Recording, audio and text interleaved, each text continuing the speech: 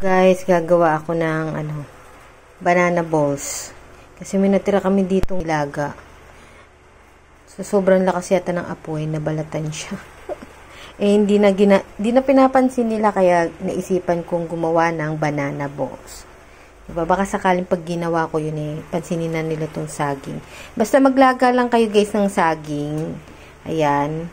The next is atin siyang dudurug-durugin.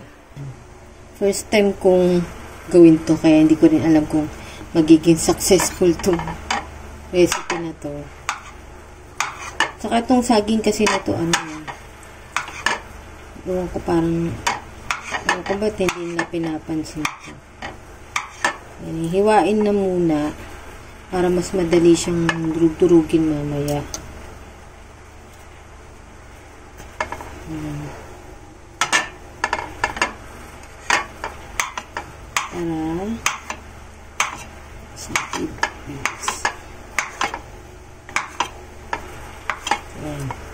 Pause ko na lang muna at mamaya na lang para hindi masyadong mahaba. Ayan. Tapos, pinakamatrabahong part dito is yung pagdurog sa kanya. Tsagaan lang. Kung meron kayo yung pandurog ng mga ganito saging, may nabibiling ganun.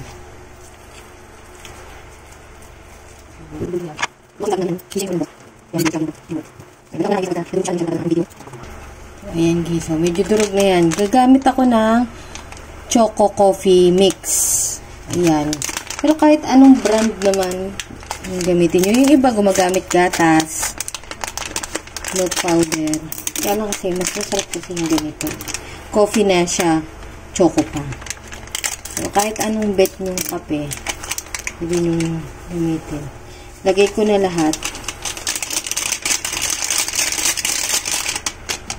Tapos i-mix pa din natin.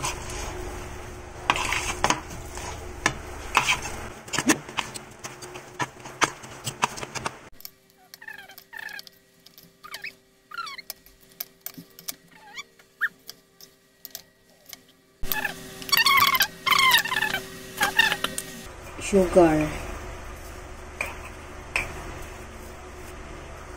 Tansyahin nyo na lang din guys kung gaano kadami. Pwedeng white, pwedeng brown, kahit ano. Mas magandang tansya-tansya kasi minsan, syempre pag nakaka-ano kayo ng recipe, hindi naman parehas yung amount ng gagawin nyo. Kagaya sa akin, unti lang to. Ano lang yung tira dito sa bahay. Kaya mas maganda tansya-tansya na lang yung ilalagay na ingredients. Ayan. Tapos tikim lang kayo. Kung matabang ka, magdagdag pa ng sugar.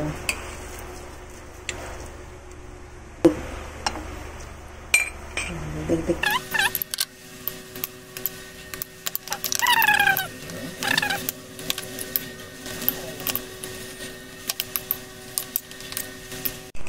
Dagdag pa ako ng konting asukal. Kasi medyo tinamisan ko. Baka kasi tumabang pag naglagay ako ng flour. Kaya, konting tamis lang naman.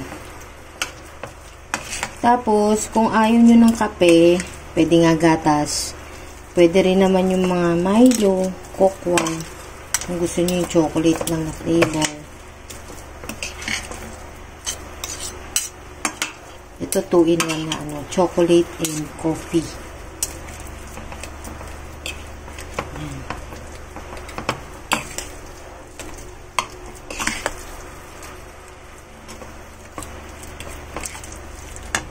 Tapos maglalagay na tayo ng flour.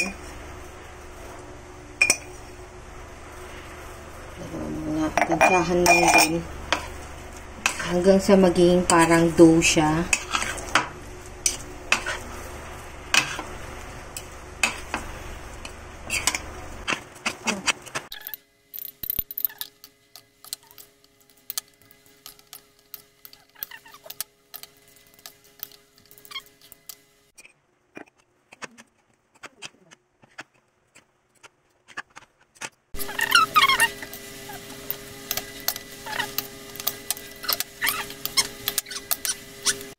Buo na siya.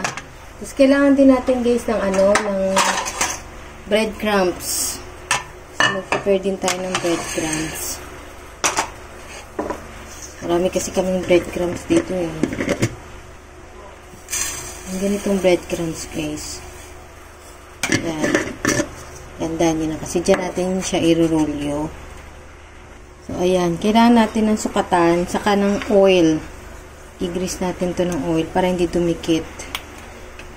Tapos, mag-grease din tayo ng oil. Make sure na malinis yung kamay para hindi dumikit siya.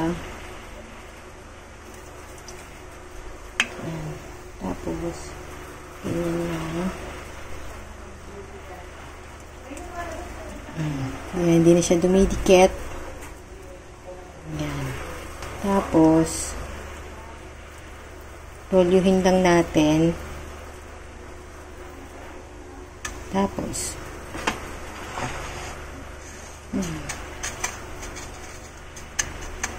kailangan merong mantika para hindi siya magdikit.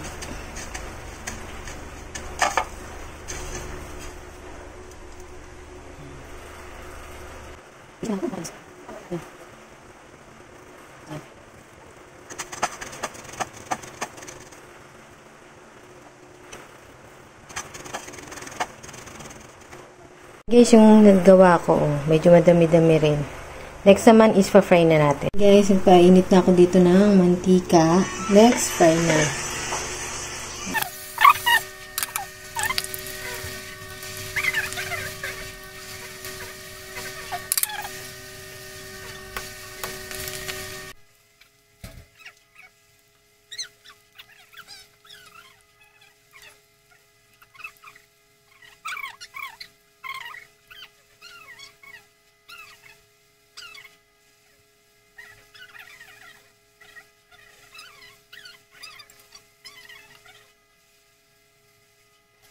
So guys, pinaano ko lang sa tissue para matanggal yung excess oil. Subukan natin.